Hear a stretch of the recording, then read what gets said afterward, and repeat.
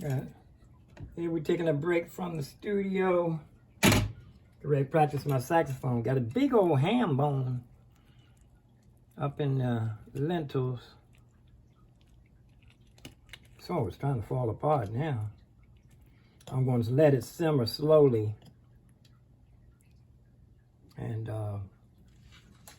let it cook for a couple of days, actually. Slow cook. Going to practice my saxophone. Take a lazy day. I'm trying to get back into learn mode or practice mode, you know. I guess I can use the rest being in retirement.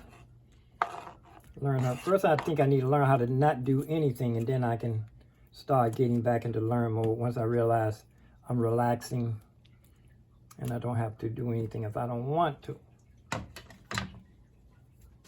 So please subscribe, ring the bell. I think I need 96 more subscribers to get 500.